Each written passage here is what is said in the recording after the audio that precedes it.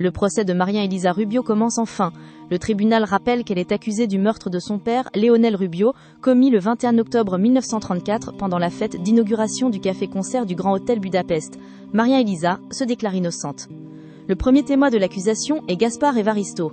Il affirme que Léonel aurait payé de sa vie son opposition à la rupture de ses fiançailles avec Maria Elisa. Selon lui, les deux familles souhaitaient leur mariage, mais Maria Elisa serait tombée amoureuse du docteur Orlando à Sao Paulo. Gaspard raconte que Léonel n'acceptait ni cette relation, ni la rupture des fiançailles et aurait menacé de déshériter sa fille. Gaspard affirme également que Maria Elisa était impulsive et qu'elle avait appris à tirer avec une arme pendant ses vacances, auprès du jardinier du Grand Hôtel. Maria Elisa proteste immédiatement et affirme n'avoir jamais touché d'arme. Gaspard poursuit néanmoins en disant que seules deux personnes savaient que Léonel gardait une arme dans son bureau, l'avocat Eric et Maria Elisa. Il prétend que Léonel était furieux de la relation de sa fille avec Orlando et qu'il avait préparé un testament pour la déshériter. La défense attaque alors la crédibilité de cette histoire en rappelant que le prétendu testament n'est apparu qu'après l'annulation du premier procès, au moment où Maria Elisa avait récupéré l'hôtel et le patrimoine familial et retiré Gilda de la présidence du Grand Hôtel. Gilda est ensuite interrogée.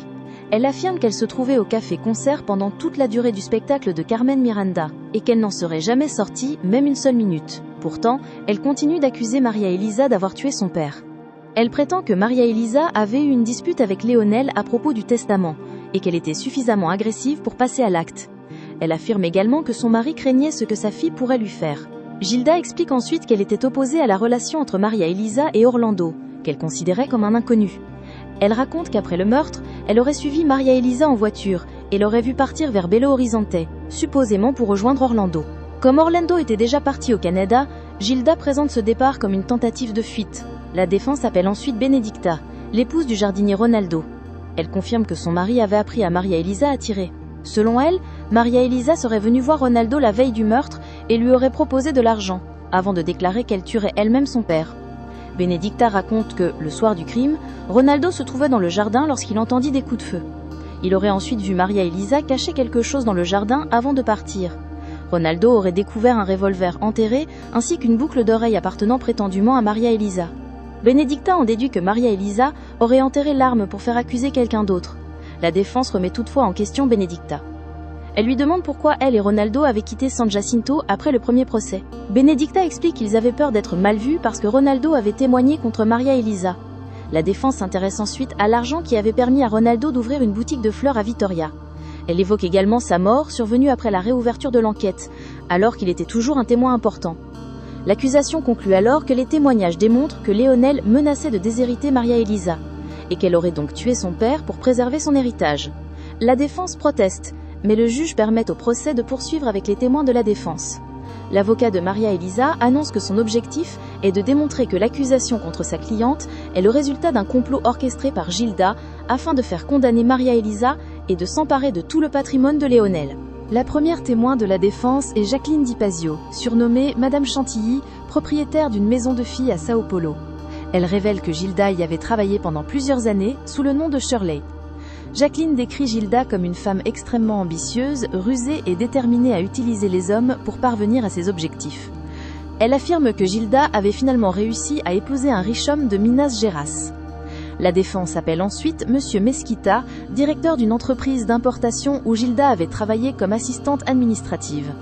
Il affirme que Gilda lui avait volé une importante somme d'argent, ce qui lui avait valu une plainte et un séjour en prison.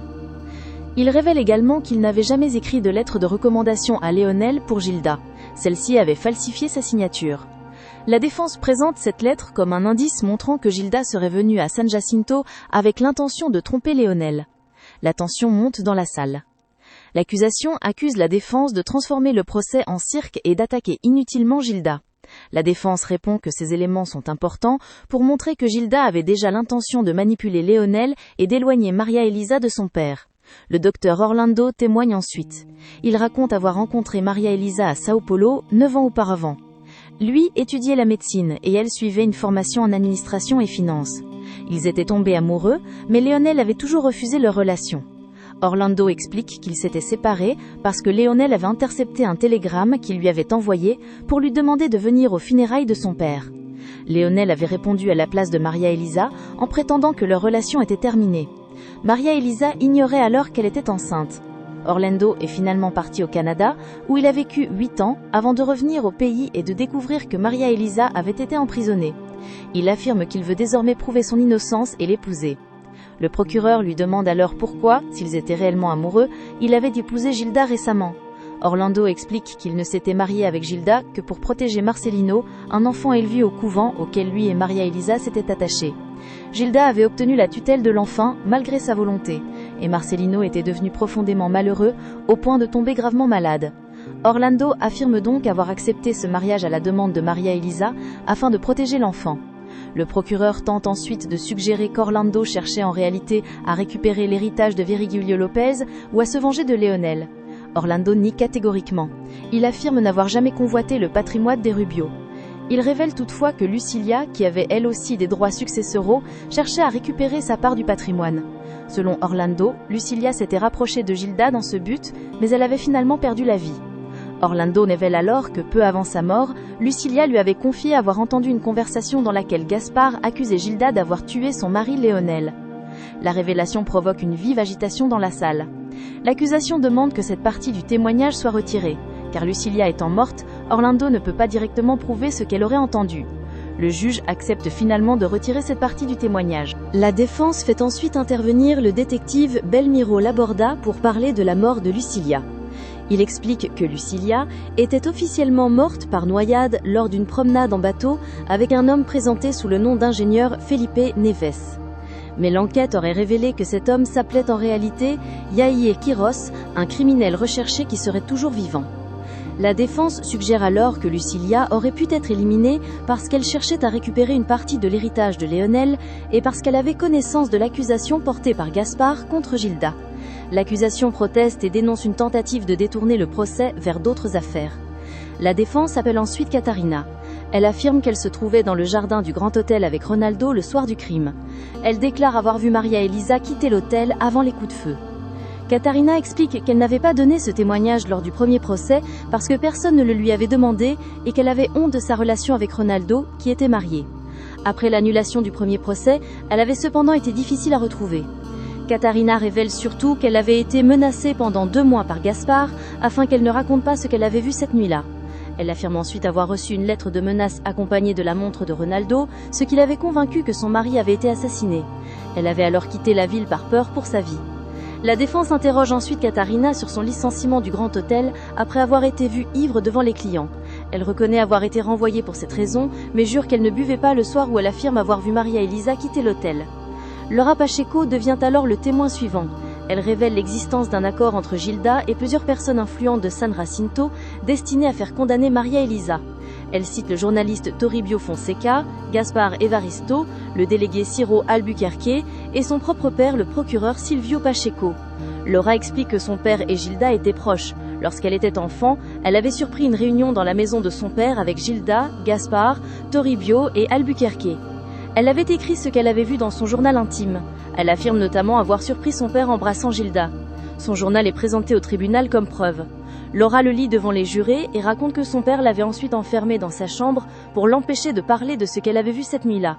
La défense présente ensuite un relevé bancaire appartenant à Gilda, correspondant à l'époque du crime. Un retrait d'une somme équivalente au prix d'une automobile Buick y apparaît. Selon la défense, cette voiture aurait été offerte par Gilda au délégué Albuquerque en échange d'une enquête destinée à incriminer Maria Elisa.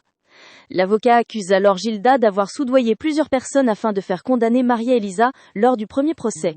Le propriétaire d'un journal, le procureur et le délégué chargé de l'enquête. La salle éclate en agitation et Gilda nie tout. Face aux témoignages et aux documents présentés, Silvio Pacheco annonce qu'il se retire du procès. Il affirme que son honneur et sa vie privée ont été attaqués, mais le juge accepte son retrait et ordonne qu'une enquête soit menée sur les accusations de complicité et de participation à un éventuel crime organisé visant Silvio Pacheco, Ciro Albuquerque et Toribio Fonseca. Après son retrait, Silvio retrouve Gilda. Il lui reproche de l'avoir entraînée dans cette affaire et affirme qu'il est désormais menacé par une enquête. Gilda tente de lui dire ce qu'il doit faire, mais Silvio refuse désormais de lui obéir. Il comprend que son association avec elle pourrait lui coûter très cher et qu'il risque d'être interrogé dans l'enquête sur le meurtre de Léonel. Le procès reprend avec le témoignage d'Alberto Gomide, surnommé Beto Cavaquinho, musicien qui accompagnait Carmen Miranda lors du spectacle du soir du crime. Il explique qu'il avait dû quitter momentanément le spectacle à cause d'un malaise et qu'en se rendant aux toilettes, il avait rencontré Gilda dans le couloir. Ce témoignage est capital. Il prouve que Gilda mentait lorsqu'elle affirmait être restée au café-concert sans jamais en sortir. Alberto affirme être certain de son identité, notamment parce qu'il n'oublie pas une femme comme Gilda et parce qu'elle lui avait parlé de manière particulièrement grossière. La défense demande ensuite à Alberto s'il est certain que la femme rencontrée était bien Gilda. Il répond qu'il en est absolument certain. Enfin, la défense appelle le détective Norberto Carrera, dernier témoin. Il explique avoir été engagé par Léonel pour enquêter sur Gilda, car Léonel soupçonnait sa femme de le tromper. Norberto affirme qu'il était allé au Grand Hôtel le soir du meurtre, afin de remettre à Léonel des photographies montrant Gilda avec son amant. C'est alors qu'un souvenir ou une révélation dramatique surgit. Léonel avait compris la trahison de Gilda. Les événements semblent converger vers une conclusion. Gilda serait bien la personne qui avait tiré sur Léonel. Le procès, qui devait condamner Maria Elisa, est désormais en train de révéler un vaste complot autour du meurtre de Léonel et des manipulations de Gilda.